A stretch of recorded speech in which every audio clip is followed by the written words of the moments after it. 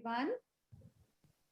Before we start the session, I would like to acknowledge that Legal Aid BC's head office is situated on the unceded territory of the Coast Salish peoples, including the territories of Musqueam, Squamish, and Tsleil-Waututh nations. I would also like to acknowledge that many of you are joining us today from many places, near and far, and acknowledge the traditional owners and caretakers of those lands. Welcome again. My name is Baljinder Gill. I am the Community Training and Outreach Coordinator with Legal Aid BC. Along with me today is Sarah Chow and Alessia Mordini. They are providing the help to run this session. So it's my pleasure to introduce today Brian Dybwad. Brian Dybwad is the managing lawyer for Parents Legal Center in Campbell River. Brian has been a lawyer since 2010, practicing criminal, family, and child protection law. Prior to joining the Parents Legal Center, he was practicing both criminal and family duty counsel in Courtney, Campbell River, and Port Hardy. He also acted as Director's Counsel for Family Maintenance Enforcement Program and is a legal reviewer for Legal Aid GLADU reports. Please join me to welcome Brian. Thank you, Brian, for joining with us today. Yes, thank you, Baljinder. I'm just going to start by sharing my screen here to get the presentation started. And I need that one. Okay, and I hope everyone's able to see the screens now. Yes. And so for starters, I'd like to make an acknowledgement that I am making this presentation from the traditional and unceded territories of the Lakota, Klahoose, and Comox First Nations. And that's in the territories up around Campbell River, where my office is located. Now, what I'm going to be doing this morning is just going through what the Parents Legal Centers are and how we fit in with child protection in the province here. And at any point during the session here, please feel free to enter any questions or anything that you have into the Q&A box. And I'm happy to answer questions as we go along. And of course, there'll be a question period at the end of the session here. So just to get started, I wanted to give you an overview as to what the Parents Legal Centers are. We are a service that's provided by Legal Aid BC. The service is available at any time after either a parent or a guardian or a person who's entitled to custody has been initially contacted by the Ministry of Children and Families or a delegated Aboriginal agency. And then, of course, if a social worker from the ministry or the delegated agency has contacted a person or the client, it just means that you may be under an investigation and the process may have started. Now, the Parents Legal Centers themselves, we deal with child protection issues. So child protection issues are anything to do with the Ministry of Children and Families, and it's all governed by the Child, Family, and Community Services Act. And so that forms the basis of the majority of the files that we do deal with. As we move along, we've had a number of people ask, what can the PLC do? What's the difference maker with the PLC? How do they interact, and what's part of the role that they have in the child protection end of things? But again, just by being able to bring forward what the access to justice portion of this is, I can say that we do have 10 PLCs located across British Columbia. These offices are located in Campbell River, Duncan, Kamloops, Prince George, Smithers, Hazelton, Surrey, Terrace, Vancouver, Victoria, and Williams Lake. And a little bit later in the presentation, I'll have some information as well about network locations that we have. That's been, it's a new component of the Parents Legal Centers that are allowing us to be able to provide a little more wider net as far as the reach that we have within the province and being able to provide access to our centers through remote locations. How the PLCs can help, it's pretty simple. If you have had a situation of where the client has been contacted by the ministry or a delegated agency, right off the bat, the client does have rights. They do have legal rights, and ideally, the involvement of the Parents Legal Center should happen at that initial contact. And part of what we try to do at that point is once contact is initiated with us, and there's a number of ways to do it, and I'll have that a little further on in the presentation here. But when you do get a hold of us, we'll start the process to find out if you are in a position to be eligible to be brought into the Parents Legal Centers. And the process for that, of course, it's the exact same process as making an application for legal aid.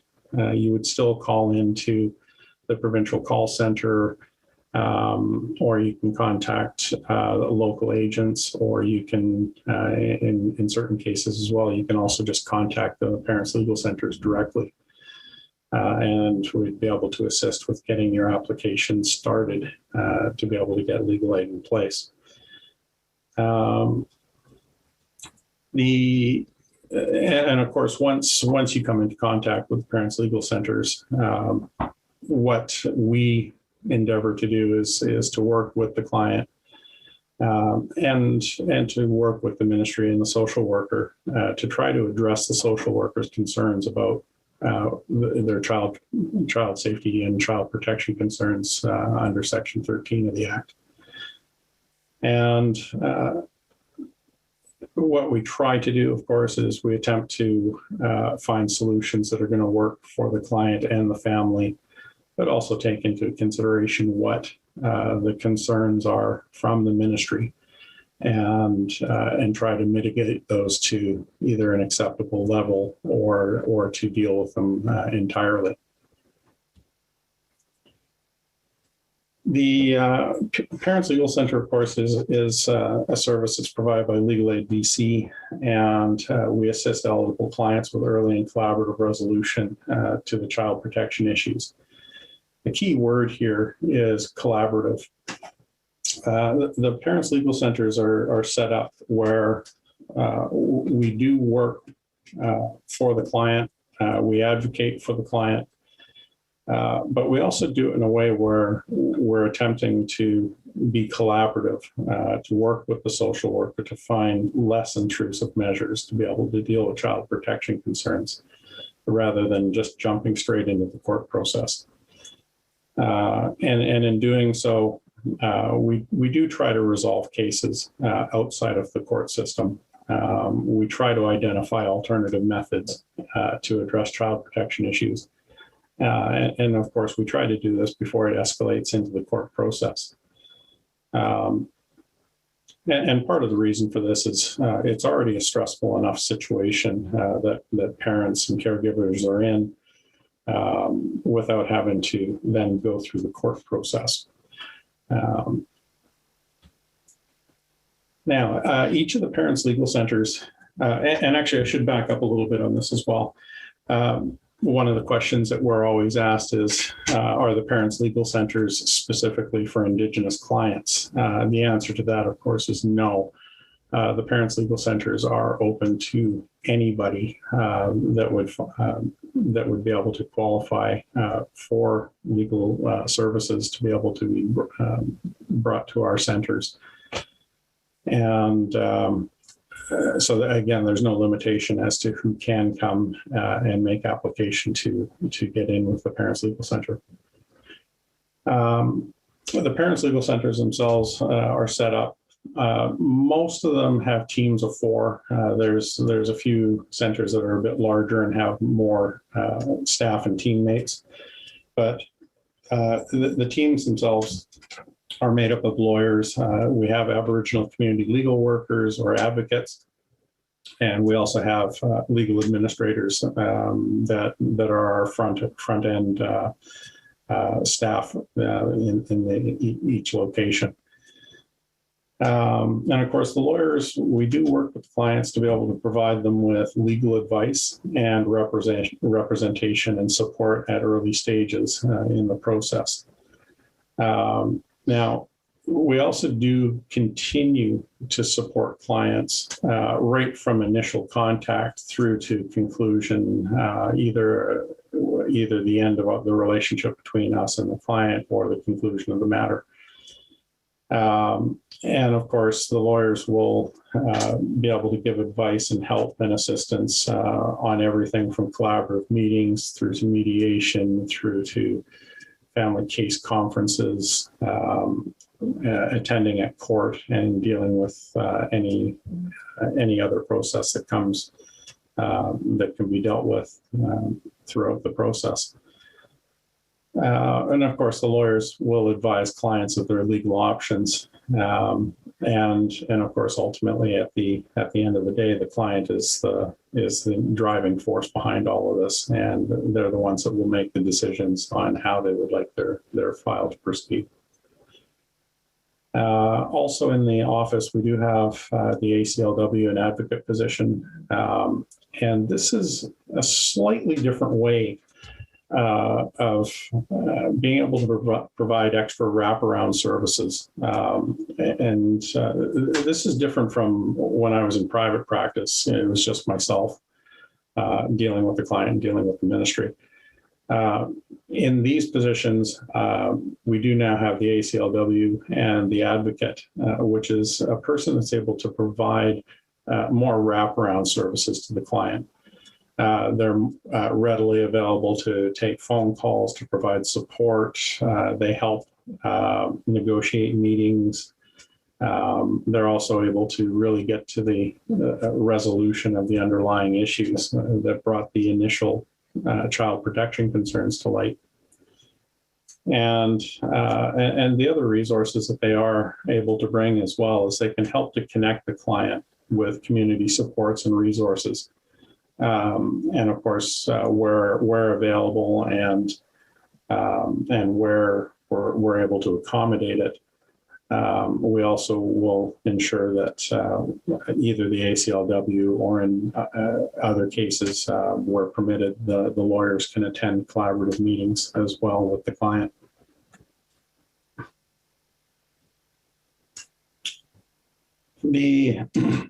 As mentioned before, the Parents Legal Center, of course, deals with just child protection issues. We're not acting for the client in any other capacity.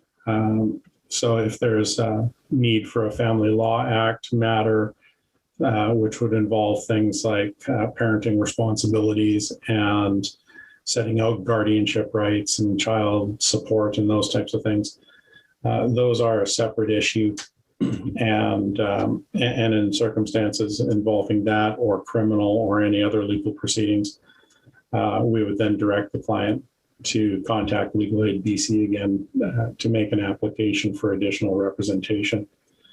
And of course, if they're not in a position to be accepted for legal services, the client may have to hire a lawyer privately or go on their own. And the last part of the slide here is that, again, the Parents Legal Centers, at the discretion of the lawyers, are able to handle limited family law issues. And again, that's on a case-by-case basis, and it's designed to be more in line with if it's something simple that's able to help resolve the child protection issue, then we're able to step in and be able to do limited Family Law Act applications.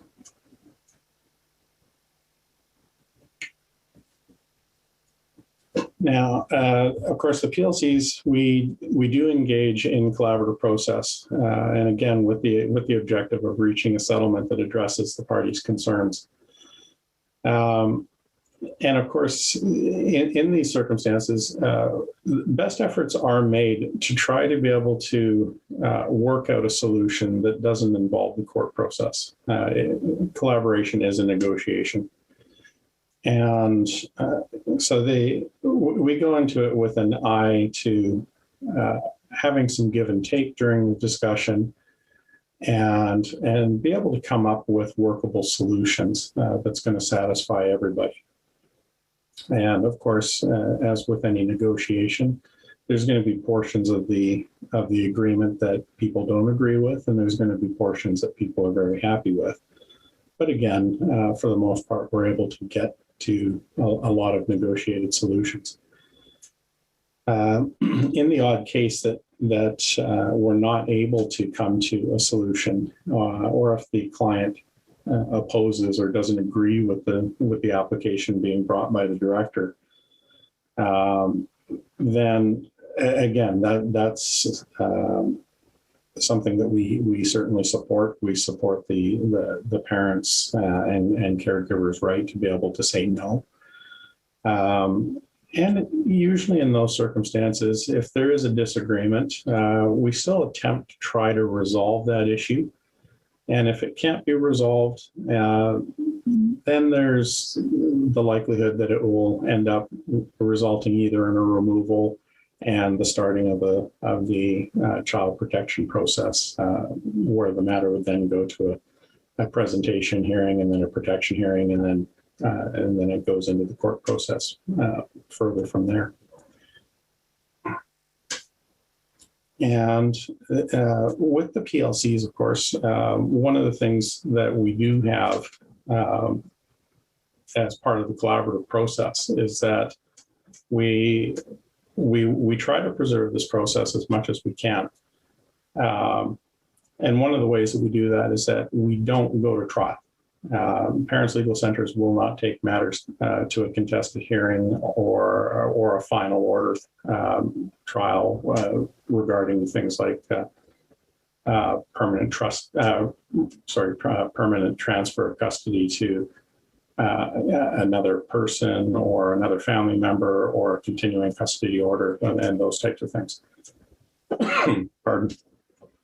And in circumstances like that, if it is necessary to be able to set those types of hearings or trial dates, then the Parents Legal Centers are in a position then to have the client's file transferred to a litigator in the tariff bar that will be in a position to be able to take the matter to trial.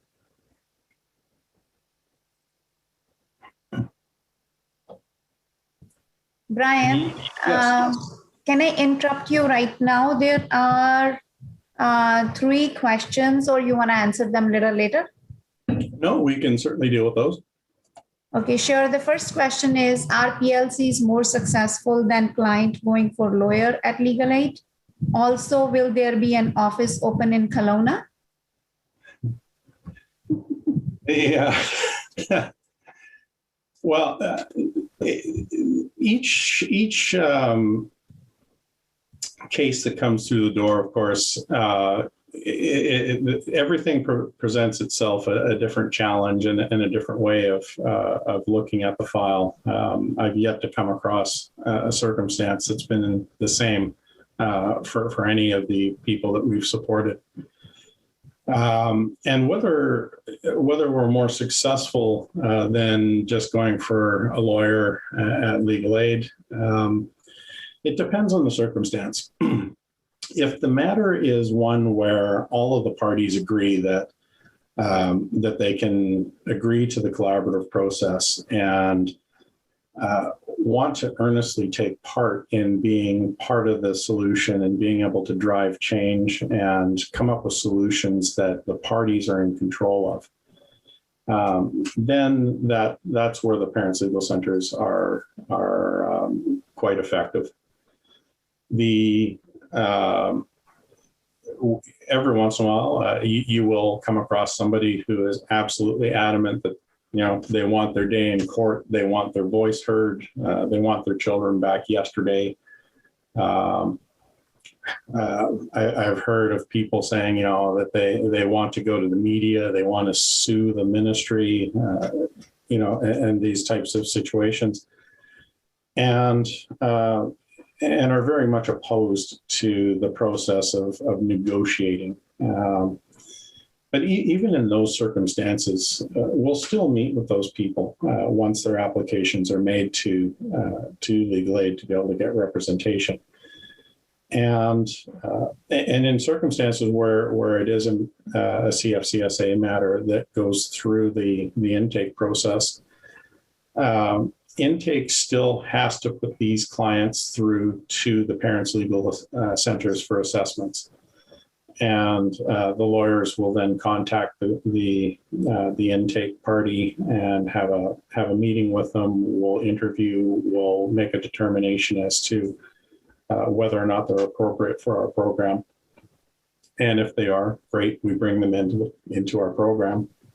But if there's a circumstance where, and again, there could be a number of factors involved, ranging everything from the client's not willing to take part in the collaborative process, or if there's extreme levels of domestic violence present, or if there's a number of issues that come into play that include, if you have somebody that's dealing with criminal charges, they're also going through a divorce, they're going through the Family Law Act to be able to sort out guardianship and those types of things, as well as having a CFCSA issue, then those are the types of files, again, that after we review, we'll decide which portions we're able to assist with and which portions we would put back into the tariff lawyers.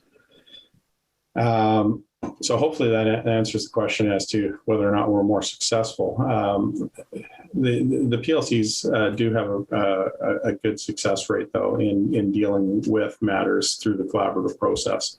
And quite often we're able to keep matters from proceeding further. And that's just through negotiation and being able to offer wraparound services through our ACLW and our advocates. As for whether there will be an office in Kelowna, the initial setup of the Parents Legal Centers were done. They came from recommendations of reports that were made when the centers were initially being set up, and the two closest ones are Kamloops, of course, and Williams Lake. I think those are the two closest to Kelowna. And again, a little bit later in the presentation here, there is, I believe, a hub location or a network location that we have in Kelowna. But at this time, I haven't heard any word as to whether or not there would be any center being set up in Kelowna. Now, the next question is, there are no mention of fees. Is it safe to assume services are rendered for free as long as the family in need is eligible? Yes. The criteria for us is the same as any other legal aid application. So as long as the person or family is able to meet the need or meet the eligibility requirements financially and they're assessed to be appropriate for our program, then yes, it would still be coverage as is through legal aid.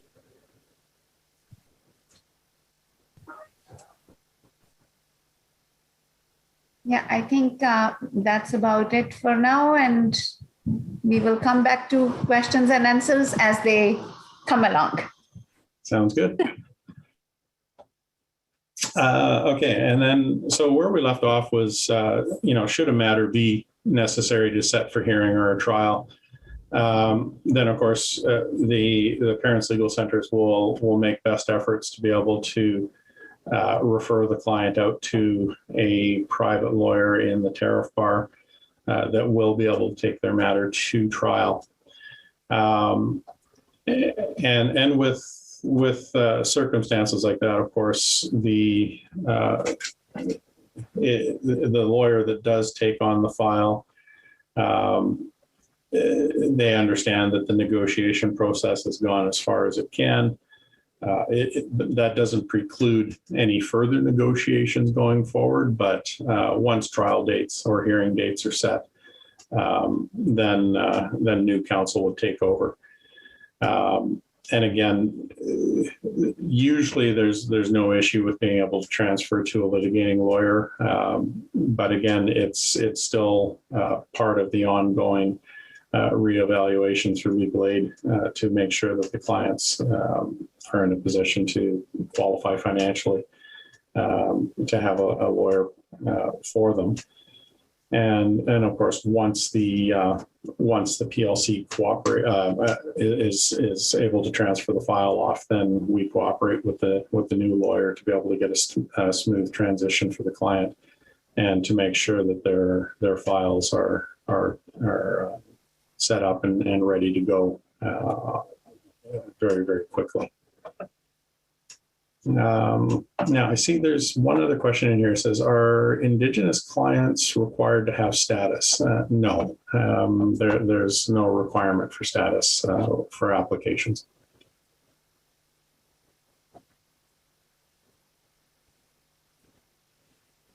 Now, services that we do here, along with the collaborative process and negotiating that we do, the Parents Legal Centers will do all inquiries, will investigate, will prepare legal processes as we think is necessary to provide the client with effective representation. If there's things like agents or consultants or experts that would be necessary for advancing the position of the client, then of course we'll make application to legal aid to be able to get approved for those costs, and there would be no added cost for the client for those services.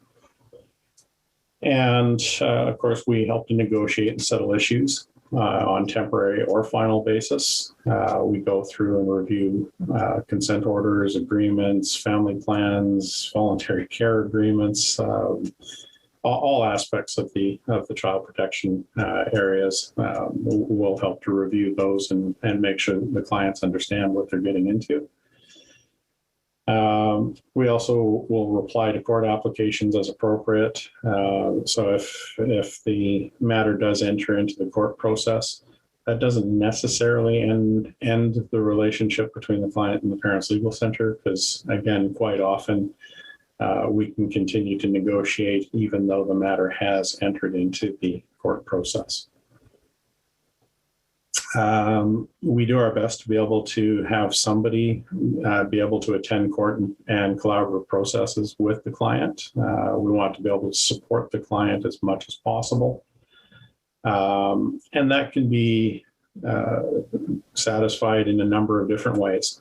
As you well know, the pandemic has made things very, very different from how it was 18 months ago. Previously people would have to come to the courthouse and wait around all day and to have their matters dealt with. Now we're into the world of video appearances and making appearances by telephone and those types of connections to the court.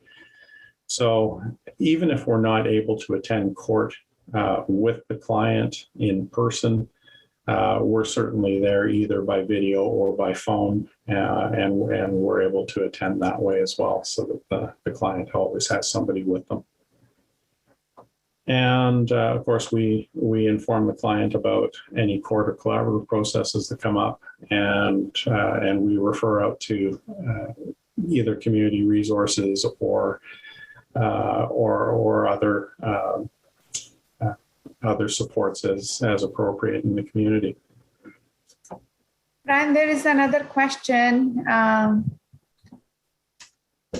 One of the challenges they had with families is when MCFD requests a psychiatrist review or mental health review, but MCFD won't write a letter of request, which most times doctors request. How have you successfully moved past this or had the reviews done for the clients? Yeah, with that, it's a case-by-case analysis on that. I know for myself in the past, I've had circumstances of where a mental health surfaces as an issue, and whether or not the parents have capacity or it may be a medication change, or it could be any number of things. And in those circumstances, if the social worker is in a position to request that a psychiatrist or an evaluation be done, then yes, the expectation would be that the social worker would have to make that referral in writing to the doctor. And if that's not possible, then again, each time we deal with that, we would have to try to negotiate with the social worker on that as to whether or not it's really necessary to have a mental health review or a psychiatric review done. Because again, in certain circumstances, if it's something as simple as, there was a medication change that was done a couple of weeks ago, and it's the parents now reacted to that change, and their behavior is shift, or they're not thinking as clearly as they had been in the past, those types of things.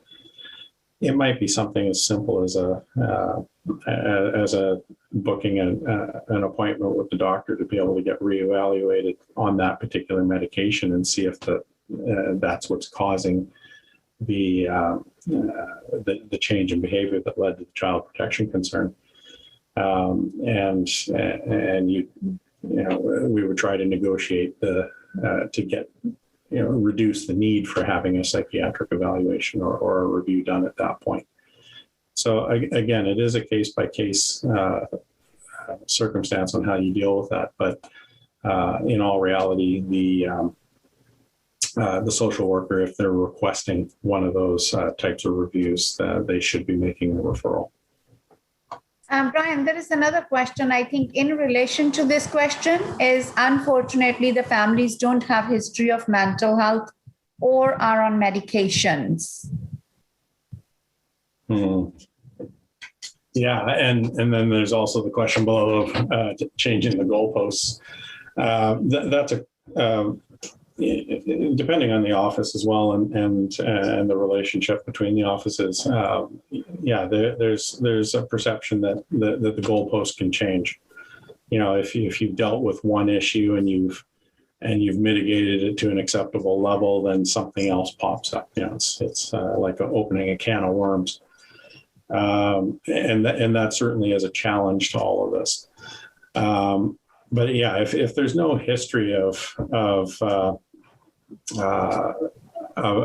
medication errors or medication use or mental health issues or anything like that, normally the starting point on something like that would be to seek an appointment with your family doctor to be able to go through what the concerns are that's being brought by the social worker, and then from there get a determination as to whether or not the doctor would recommend a referral for either an evaluation or a consult with a psychiatrist. Do you know if there is a wait list in Victoria? And if so, how long does it take for families to get services?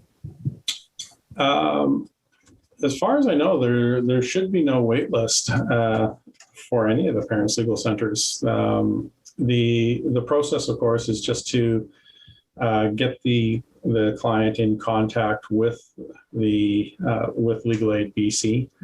And that can be done through calling into the provincial call center, and you would let the intake person know that it's a CFCSA matter, the ministry is involved. Let them know which jurisdiction you're in, and then the intake worker will start the intake process, get the application for legal aid underway. They'll work to get the proof of income from the client to make sure they are financially eligible, and then the referral will then go to the parents' legal center that's closest to where the matter is being dealt with. So that process can happen pretty quick. Usually, if you call the provincial call center and the application has gone in and the financial component's been met, that file gets quickly into the hands of the parents' legal centers, and from there they're pretty quick to be able to contact the client. So in most cases it would be a day or two tops. Brian, before answering this question, there was a question before. Is the interpretation services available with the PLCs? Sorry, which services? Interpretation. Oh, interpretation.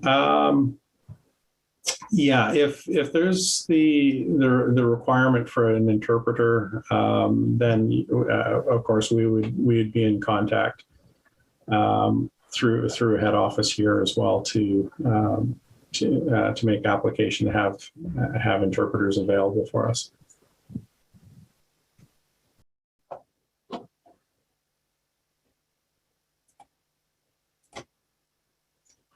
Okay, so then I jumped ahead too far there. Oh, there we go.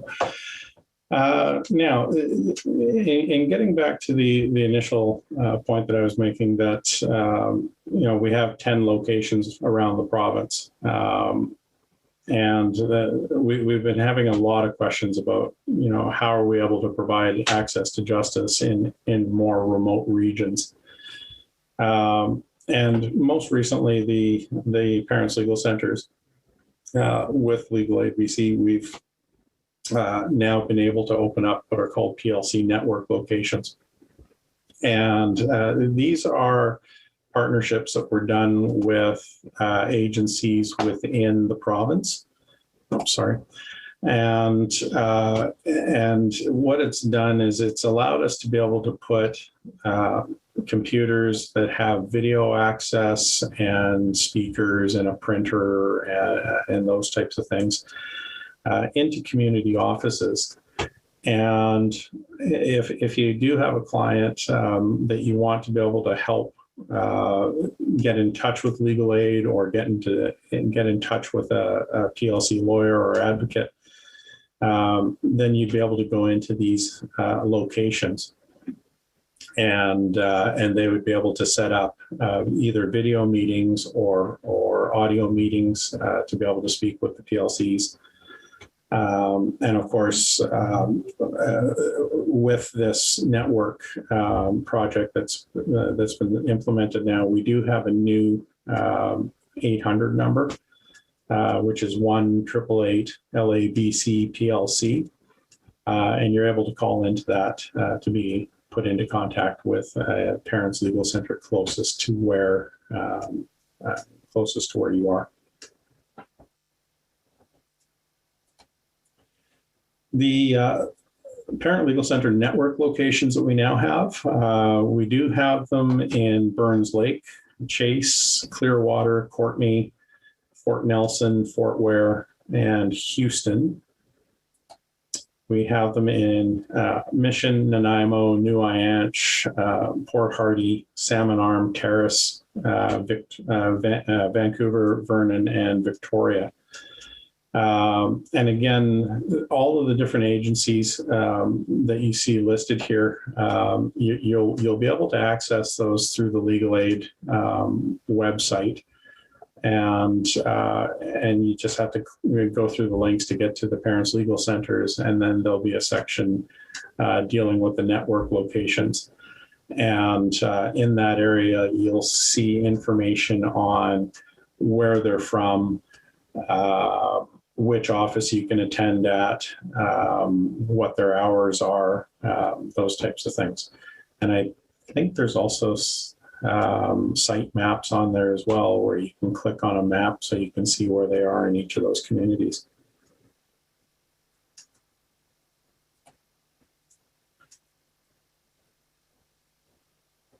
Now, as I mentioned,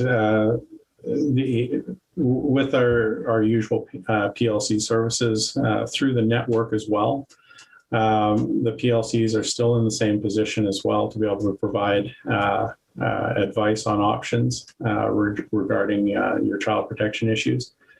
And then, of course, when we do the intake through these processes as well, involving the network locations, then we're able to get legal advice and representation to people in very, very remote communities.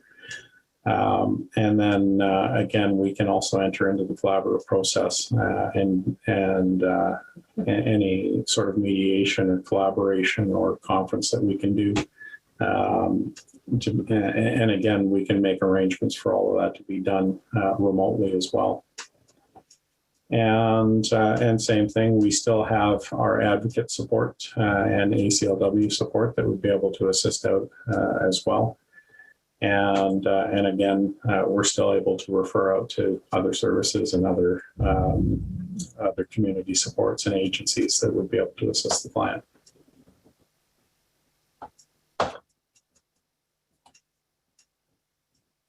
And I know this is on the fairly basic end of things, but again, just what the lawyers do and what each of the members of the Parents Legal Centers do.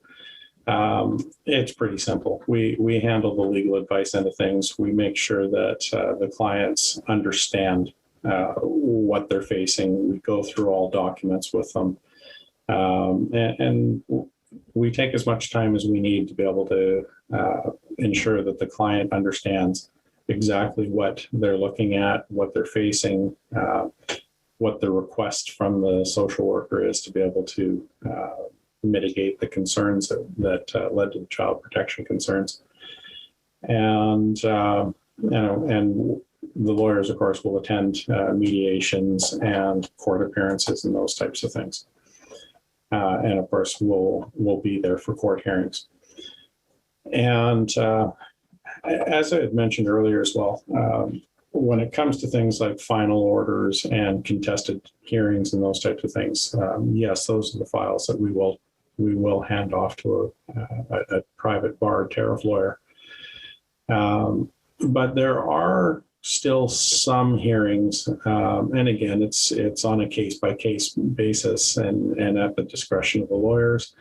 But if it's a short hearing, like a 1 hour hearing or a 1.5 hour hearing or something like that, then that clarifies the access circumstances between the parent and the child, or is dealing with a slightly more minor issue that does require the assistance of the courts, then the PLCs can stay on board for those types of hearings. And also just for clarification as well, I mean, the reason why we don't have matters where we take them to trial and pursue it to the very end or the conclusion of the file is that because we have the collaborative process and that we do work with the ministry. And again, to be very clear on this, we do represent our clients. We represent their interests. We represent how they want to be able to proceed and to get what they're looking for as well out of the file. So we're not just there to agree and to shuffle paper along and to agree with the social workers and say, okay, yeah, no, we'll do this, this, and this. That's not the purpose of what we do. We are still fully advocating for the client, and we are still advancing their position, just as I would if I was in private practice. But by not taking matters to hearing, again, that helps us to preserve the collaborative process that we have with the ministry. And what I mean by this is that it's very, very difficult to be able to be in a position of where I'm negotiating and advocating for my client and balancing the entirety of the collaborative process on one hand, and then, at a hearing on the other hand, then turn around and be the person that's cross-examining the social worker that I've been working with. That essentially would erode the collaborative process that we have built up and the trust levels that have been built up between the Parents Legal Center and the social workers. So that's one of the major reasons why we don't take matters to contested hearings or final order trials. Sorry, and there's another question.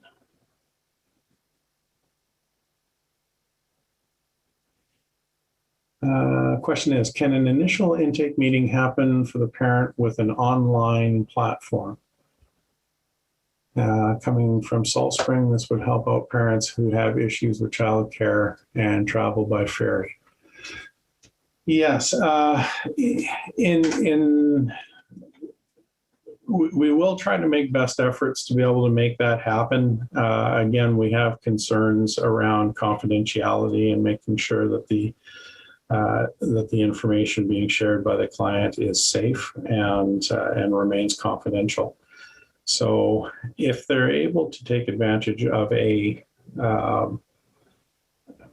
of one of the network locations, that would be ideal. But if it's a circumstance of where, again, living on a remote area such as Salt Spring, then I would still go through the process of contacting the provincial call center or one of the local agents or calling a PLC.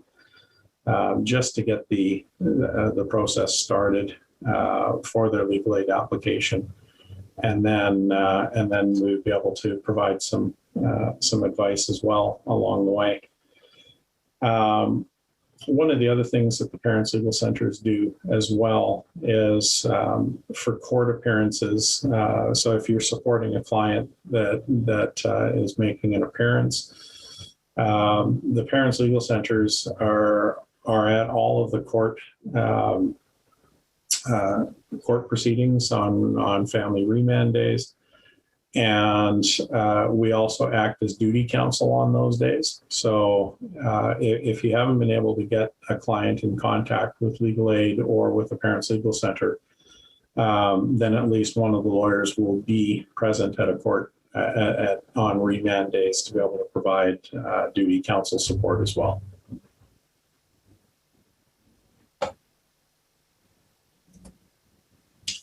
And moving on, what does the Aboriginal community legal worker do, or our advocate?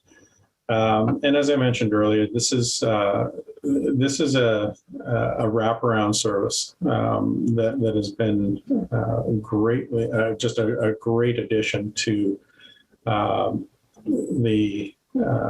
what the lawyers can do and can't do, and the type of supports that we can put forward. The biggest thing is that we had heard for quite some time, clients always felt like they were alone or didn't have supports or were just feeling anxious. And by being able to have an ACLW or an advocate working on the files, we now have that person that can provide that level of support. 18 months ago when we were still in court and people had to go to the courthouse, our advocates in ACLW would be able to attend court with us, and they would sit with the client. They would explain things as they were going along. They would make sure that they understood what the court process was, who all the players were, and be able to just provide a person that was a calming feature for that particular client. So again, it's just been an invaluable service that we were able to add to the Parents Legal Centers. And the other thing that they help do is to be able to connect people with other services. And it could range anything from being able to make application to seek counselors or to seek out treatment options, assistance with housing questions, just pretty much anything you can think of. The ACLW and the advocates will assist in those circumstances, and where appropriate, and making sure that they have time to be able to do so. The ACLW will and the advocate will also attend meetings and appointments with the clients. And if they're not able to do it, then they'll seek assistance from the lawyers. And in one way or another, if we're not there in person, we'll make best efforts to be able to be with the person by telephone or by video as well. And the other thing we've been working on as well is working with our community partners and services to be able to have somebody available as well if the unlikely situation happens where we're not available to provide services or to attend a meeting or an appointment with a client. The best interest of the child, this is a term that you hear all the time. And it's used by the ministry, it's used by Parents Legal Center, it's used by council, it's used by the judges. Under the Child Family Community Service Act, one of the paramount features, period, is the best interest of the child, which includes the safety and the well-being of children. And it's the same no matter which side of the coin you're on or where you are in the process. The paramount consideration for us as well is the safety and well-being and the best interest of the child. We always make sure that we take that into account, and we do our best to make sure that there are no circumstances where something is negotiated that may put a child at risk or harm. And we're always looking for ways to ensure the safety of the children. So again, that's a very key component for us here at the legal centers. The next portion that I have, just the contact information as well. We do have our Legal Aid BC site that you're able to get to. And of course, it has other information on how to contact Lawline and My Law and those types of things. It also has the information about the Parents Legal Centers and our network locations through the website. And as I mentioned as well, with the network centers, the 800 number of the 1-888 LABC PLC has been set up to work in conjunction with the network locations, but anybody can use that number. And of course, I've got the number there for the provincial call center, which is located in Vancouver. And through all of the intake centers, they are everybody in the intake sections are trained on how to assess matters and get them into the hands of the PLCs quickly. The other thing that that I didn't include in here was the phone numbers for all of the local agents around the province. I wasn't able to collect that information quickly enough. But again, there would be the local legal aid offices in each of the areas that you're in that you'd be able to contact as well. And they would, of course, be able to start the intake process and get the initial applications done for legal aid, and then the matters would be put into the hands of the parents' legal centers. So there's certainly a number of ways to get a hold of us, and the other thing that you can look for as well is now that the pandemic has started to subside and we're starting to see an opening again around the province of many businesses and the ability to travel again, it's likely that you're going to start seeing more engagement activities in the communities, and that might be simple things such as information kiosks or desks that are set up at events. There may be outreach to community partners to be able to set up events where the PLCs can come in and make presentations and provide contact information and pamphlets and brochures and posters and those types of things that would be able to help promote us as well. So yeah, that's the majority of the information that I can pass along at this point. And again, I thank you for taking the time to come and have a listen to this presentation.